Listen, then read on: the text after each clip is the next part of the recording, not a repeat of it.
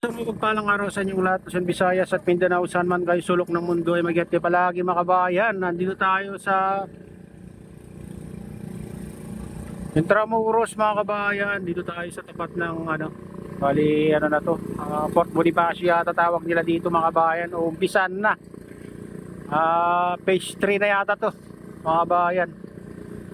O sa wakas ay umpisan na itong reclamation, to tawag dito. Pasig River Esplanade Phase 3 yata tawag nila dito mga kabayan. Ayan.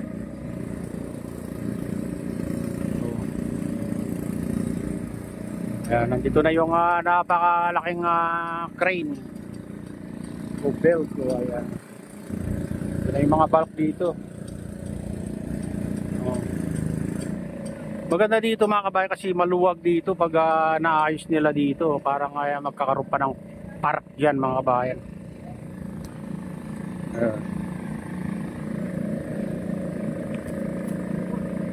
Kung hanggang dun sa tulay ito mga kabayan, papuntang Nabutas, malawak to mga kabayan. Malawak tong nila dito.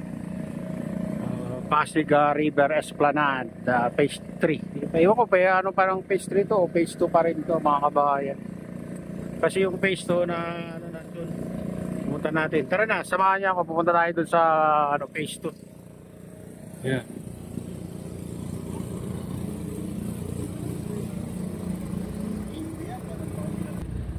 Ayun, ngayon lang na tayo nakapag-update dito mga kabayan. Ngayon lang uumpisaan din yung tapat ng Fort Bonifacio mga kabayan. Mukhang pagagandahin dito, sarado dito mga kabayan. Kurado may gagawin sila dito. Pati dito sa tapat natin, hinarangan na nila. Dito, ibig sabihin may gagawin sila dito.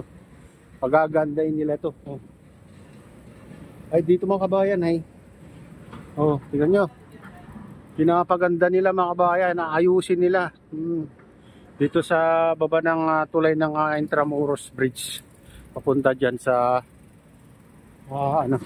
Intramuros.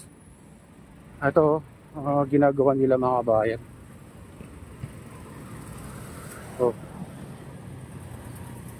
Tinanggal nila yung mga dito, upuan dito mga kabayan kasi pagagandain nila ito.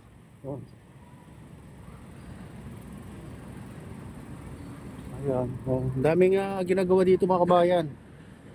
Patuloy nilang pagaganda dito.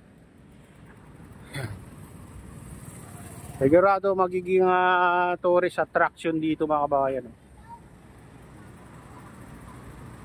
Ayan, pupunta tayo dun sa pinaka entrance. Ayan, may mga kabayan, may bago dito sa may magkakaroon ng diyan na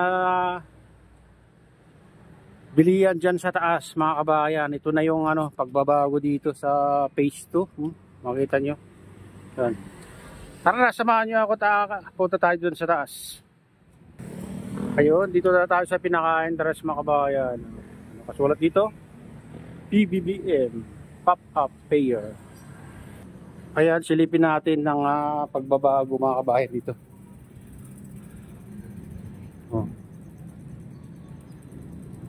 Medyo matagal-tagal din tayong hindi nakapag-update dito mga kabayan, kaya punta tayo sa taas.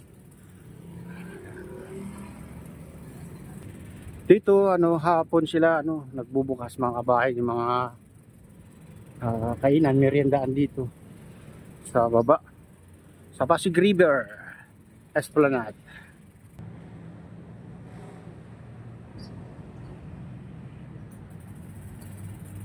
Mayroon na dito pa Christmas tree na ginagawa pa lang. May harang dito sa mga kabayan sa baba niya. Ay, bagong tayo. Ganun. Punta tayo doon sa taas. Ito.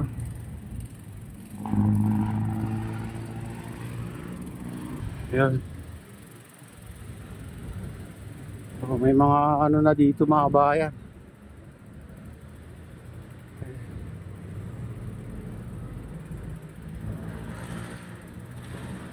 Siguro magkakaroon ng ano dito, bilihan. Ito, ano na dito ng ano, nakapesto na. May mga net tent na dito, may mga ilaw na rin. Siguro sa gabi mga kabayan ay nag-ano sila dito. May nagtitinda sa gabi. Oh, kasi maganda dito pag gabi mga kabayan, magandang pagmasdan. Lalo mga ilaw dito sa ano. Dito sa ano, may mga ilaw sa parang may mga ilaw sa ilalim dito mga kabayan. Dami ng ano dito. Pero ito na yung Pasig River Esplanade na phase 2 mga kabayan. Ang dami nga ano dito, tent. Ready na sa pagtitinda dito. May mga ilaw na. Siguro baka mamayang gabi mga kabayan ay may ano na dito. May pipesto na dito. Sigurado may nagmamay-ari na dyan sa bawat ano niyan, tent na yan. Kaya pag gusto nyong mamasyal dito mga kabayan ay pwede. May mga trash can na naman dito na malalaki. Para pag ano, hindi kayo magtatapon ng basta-basta ng basura nyo. Oo. Ayan. Ito, ready na to pag tindaan mga kabayan. Mga ano na dito. Cotton candy. Plain 50, any design 100. Ayan. Saka dito fresh juice 60. Ano, 60 yung ano, ganyan kalalaki oh. Yan, baka mamayang gabi mayroon ng ano, kaya pag gusto niyo mamasyal, gabi kayo pupunta dito mga kabayan, mga alas 6, alas 5 para makita niyo ang ganda dito sa ano, parang nasa ibang bansa kayo. Sabi ng iba parang nasa Australia ka daw pag nandito ka. Oo. Ayan mga kabayan, ito na yung latest update dito sa Pasig River Esplanade. At shoutout nga pala sa lahat ng OFW, mga immigrants sa ibang bansa. Shoutout sa inyong lahat. Shoutout din sa lahat ng